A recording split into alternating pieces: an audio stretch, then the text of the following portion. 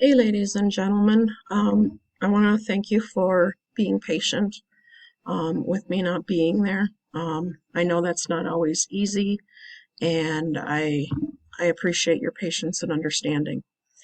Um, I want to keep going through material as if I was there, and so I'm putting together this video so that we can just stay on pace and not lose any information that we would have covered had I been directly in class. So we are going to start um, with going through a case. I have taught this case for many years. I think it's one of the best cases to teach about an event that took place here in Minnesota, um, wow, 11 years ago. It took place in November of 2012. And I just want to go through a little bit of background with you before I get into some of the details of this case. As you can see from this picture, I've got a who, what, where, and when. So in the who of this case that we're going to touch base on, we have Byron Smith, who is the homeowner, and we have Haley Kiefer and Nick Brady, who are individuals involved in this crime.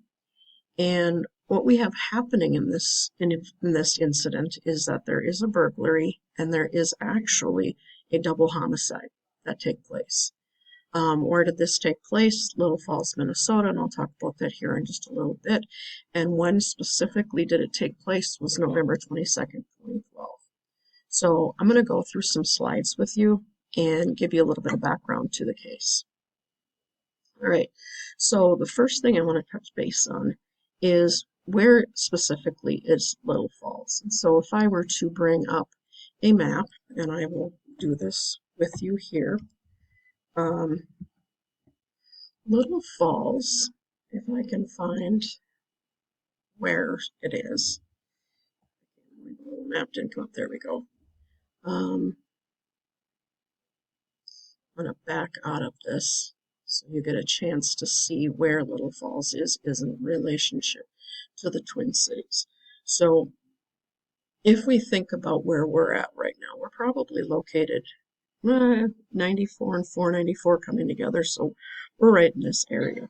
Little Falls is north of St. Cloud. So St. Cloud's located here, and Little Falls is up Highway 10. Now, not to get too detailed, but Little Falls is just south of the town I grew up in. I grew up in a little town called Royalton, Minnesota. So I know this case. My parents still live in Royalton. My sister lived in Little Falls in 2012 when this took place. So I have some idea of what's happening or what happened in this case. All right. So going back to the slides, I can get back to my slides. There we are. Where this exact case took place is if we are looking at this map and we bring it in a little closer and we see this juncture located right in this area where 371 goes north and Highway 10 runs a little west and then goes northwest. We are looking at that juncture right here. And so if I'm on Highway 10, Highway 10 breaks off into 371 and then goes west to Highway 10. So if I'm bouncing back to this picture, that's exactly what I'm looking at here. Same thing, same picture. The incident where this event took place is in a house located right about this area here. And on my slide, you can see it a little bit better. It's located right here. So if I were going not to Brainerd, but I was going Highway 10 to the Detroit Lakes area, going west and northwest of Little Falls, the house would be located right before the Mississippi River. And again, you see the Mississippi River running in this location. So, nonetheless, a few years ago, I was at my sister's house, and she only lived a short distance from there. And I said I wanted to go by the house. And she was kind of like, "Are you serious?" And I said, "Yeah." So we drove out there. You can see clearly these are pictures I took. that even, I think this was 8 years ago. Um, no, it wasn't even 8 years ago. Well, possibly. Um, the house is still closed up. The no trespassing signs are still there. Um, when I showed you where on the map, so if I go back to the map and I say, okay, we're right here, I would have been standing literally right on this area. Um, so right before it crosses over the Mississippi River, the house would have been located right in this area here. So I happened to get out of the car and take a couple pictures of the house itself where this took place. Now, what happened on that day, and it happened to be Thanksgiving of 2012, the single man who had worked for the United States government in securities with the Secretary of State's office, and he had gone to multiple different countries working on national security issues, was home. He wasn't really a social person. Um, I wouldn't say he was a hermit, but he had friends, and but he was very kind of secluded, and he had had several break-ins to his home prior to this Thanksgiving, and um, that particular day he was home by himself, and he had another break-in. Now, by this point, after he'd had several break-ins, he had put security into his home. And so I'm just going to show you a couple pictures from the case, the criminal case um, against him. And these were some pictures that were used in his trial. And so you can see this is the side of his house. This is the side of the house that would have faced the river. So the river's running back here. So the front of his house, I would believe, and I'm not very good with directions, but I would say that this is pointing west. Um, this is the window that got broken into. This is the one that the young man broke into. So we've got kind of a back. When a crime takes place and they go in and take pictures, they take pictures from multiple distances and angles. And so we have um, we have a distance, a wide angle, and then a shorter angle, and then close up. So there's actually another window on the other side. Here's that other window. So if we're looking out at this tree here, we would have to look out this window. But if from the inside, this is what police saw when they came to this scene. Now, the actual homicide that took place was located in the basement of this man's house. And so we see exhibits from his trial. Now, the shooting took place, the initial shooting, I should say, took place from this chair. And we kind of get a different angle of this room. He was the way he decorated his home, make no judgments. Um, he had his chair in between two bookshelves. So we can see one of the bookshelves, but this is a better angle where you can see that this is sandwiched in between two bookshelves. Now, additionally, and I'll show you a couple other pictures here. He had another chair located here, and there's a TV on the wall about here. Now, this is the chair he was seated, and there's this big picture window here, and there's a door over in this area. I know my drawing needs help. And then there's this couch. Okay, so I'm going to show you another picture that was used, and I think this will help you a little bit. So here's that chair that I showed you. Here's one of the bookshelves. The other bookshelf is here. Here's his TV chair, and here's his TV. These are the stairs the two kids came down that afternoon. Okay, and so looking at this from another angle, on the other side of this bookshelf is that chair. So we go back, we can see, no, not this one. That table that you see in this picture is located right here in this picture. So you can kind of get an idea of what this basement looked like. So from standing right here, you would have never seen him sitting in this chair. And this window, nope, that's not the one. This big picture window, in one of the videos that you're going to watch, you're going to actually see the young man trying to look in this window, which he has covered up that day. And you're actually going to see him trying to get in this door. So the two kids at separate times came down these steps. Okay, so here's another picture that we can see. This is one that was used during the trial. Here's the steps they came down. He would have been seated probably right here. And what you're seeing here is locations of gunshots. Okay. Now, here's an even more confusing picture, my perspective. So what you're seeing is, here's that pink chair. Here's his TV chair. Here's the TV. Okay. Here's bookshelf 1, bookshelf 2. Here's the couch. Here's the table that we've seen. The window that's behind the couch is right here, and here's the door the young man will look at. Okay, and here's the stairs coming down steps. All of these numbers that you're seeing, and let me just pull up a different pen.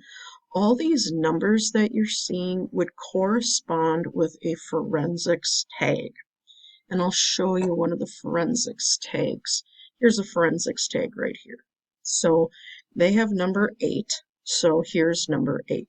So what number 8 is pointing at, you will get a chance to see in the video. And so all of these numbers here represent something that the police felt was legitimate evidence in this crime.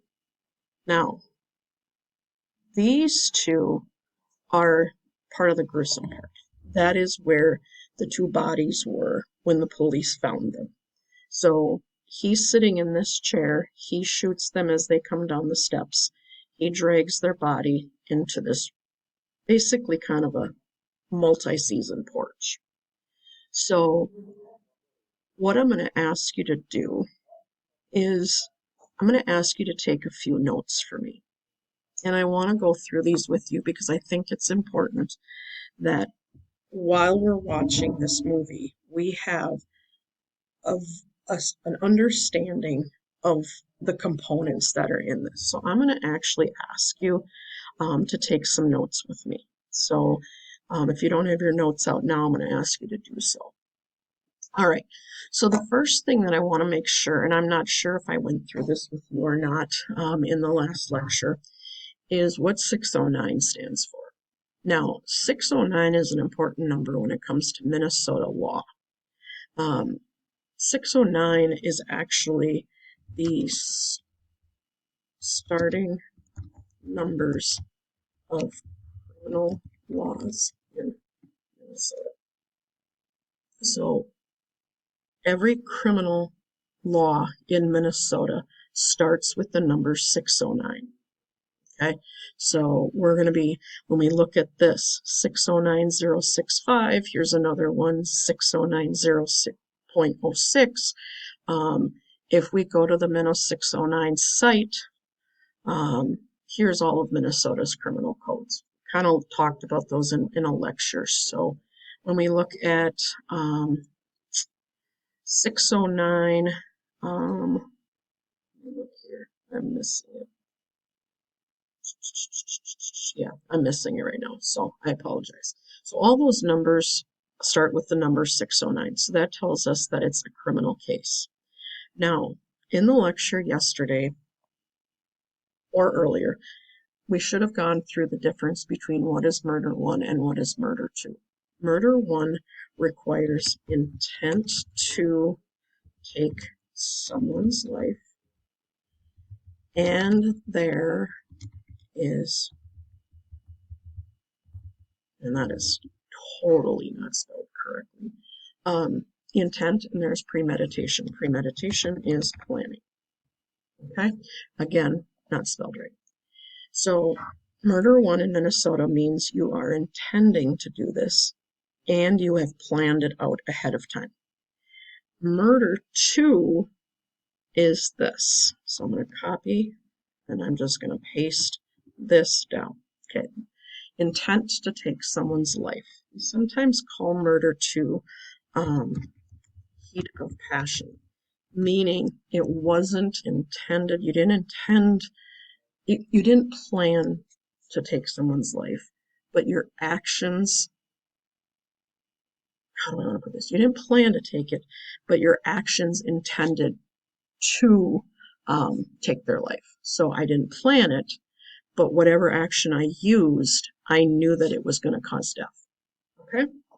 So I want to look at, and I'm going to go in here, 609065. I'm going to pull up this piece of legislation. And in fact, I think it's easier if I look at it on this slide here. Okay? So, Minnesota 609065. The title of this law is the justifiable taking of a life. And I am going to go through this and I'm going to make sure that everybody understands exactly what we're doing here.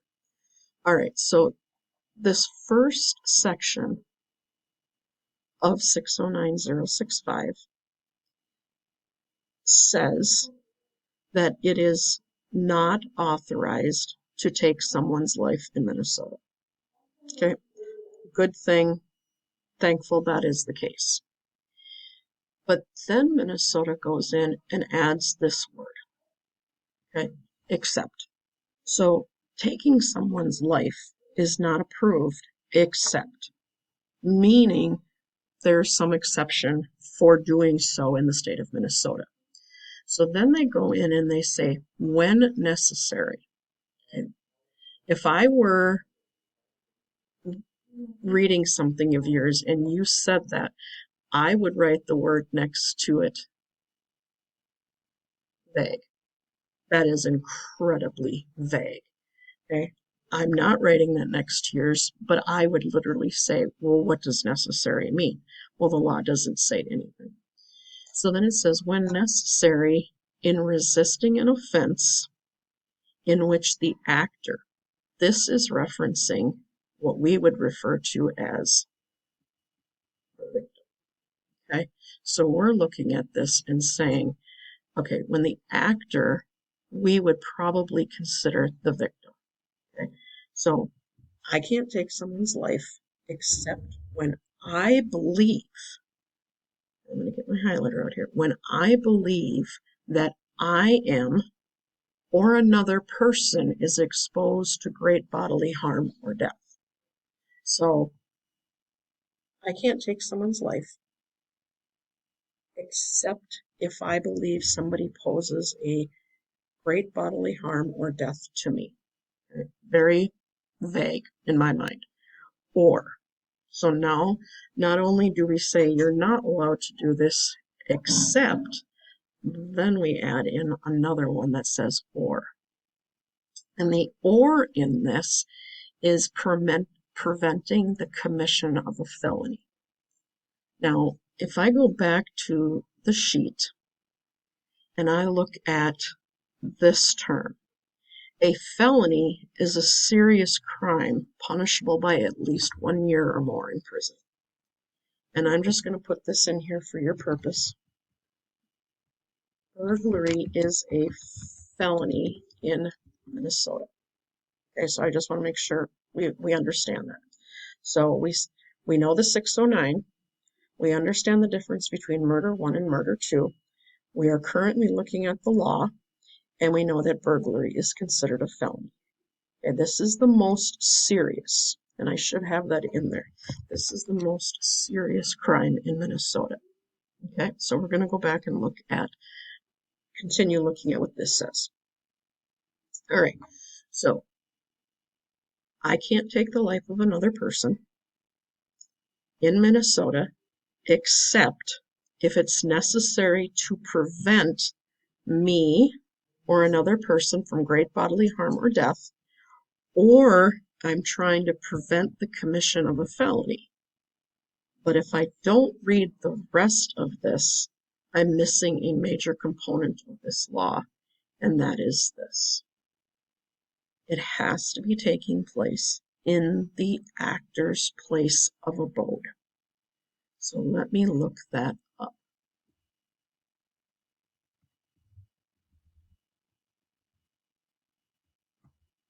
What does it mean, place of abode? A place where a person lives. That changes this whole understanding of this. So in whole, I can't take someone's life in Minnesota, except if it is necessary to prevent me or another person from great bodily harm or death, or I'm preventing the commission of a felony in my home. And in my home means, let me just pull that down.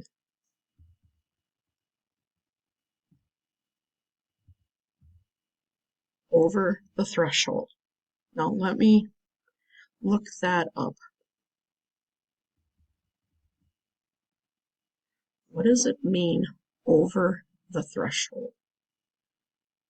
Let's see if we can find a picture of, and we see this with all these wedding pictures. Over the threshold means they have crossed both feet into the house. So over the threshold. This picture, they are not over the threshold because they are still outside, but once they cross that line and both of his feet are in the house, they are across the threshold. Okay, that wasn't what I kind of thought was going to pop up, but nonetheless, it did. So this is critical in understanding this law because it seems clear, and I've said before, laws are only as good as what's put on paper. And in this particular case, there's so much vagueness in what's happening here. I keep using this term, well, not part of the term, and this is the law that came in question in this case. So going back to this form, I'm not going to go through the rest of this. I think it's just really important that we have some understanding of what this case, what is the basic case about. I don't know if I have more pictures here. Let me just peek. We do have pictures here of one of the weapons that was used. This picture shows us that the revolver, all the bullets are there. You'll find out why. This is the young girl's purse. Here's a recording device they found. And here are pictures of obituaries and pictures from their funerals. These two were cousins. They were close. They had grown up together. And unfortunately, they lost their lives in the same incident.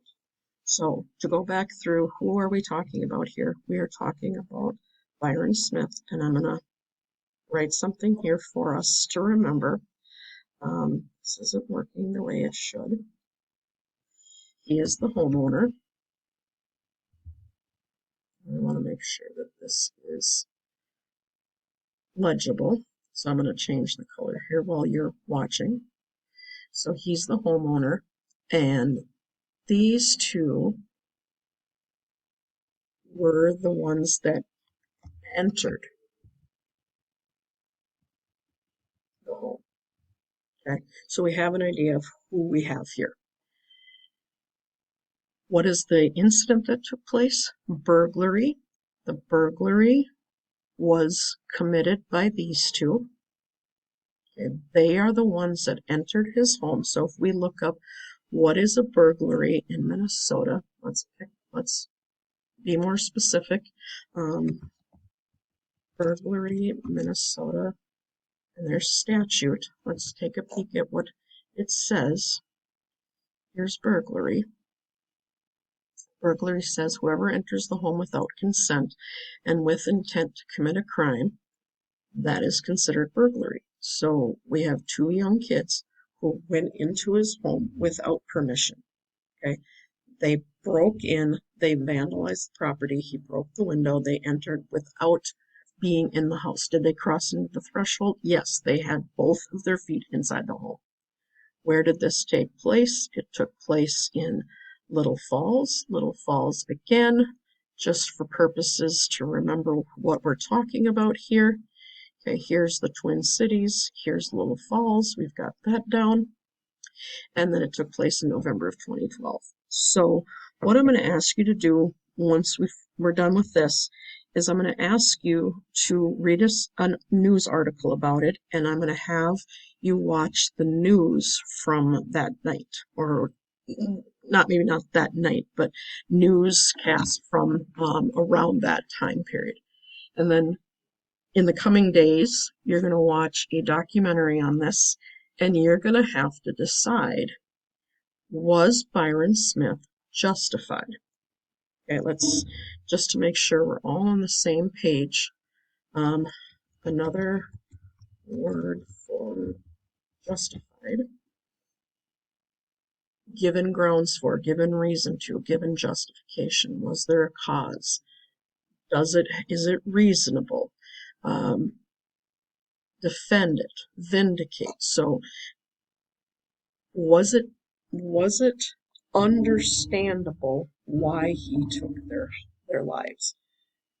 Was it necessary to resist bodily harm to him or death to him? Or, doesn't say and, that is a key here. Was he attempting to stop them from committing a felony in his home? There's a lot of twists to this case, and I'm going to ask you as we go through the video, do you agree, yes, he had the right, no, he didn't, and we'll see where your opinion is once the documentary is over. I hope all this makes sense. I hope these pictures make sense. When I return, we'll have more of an opportunity to talk about it. Thank you. Have a good day.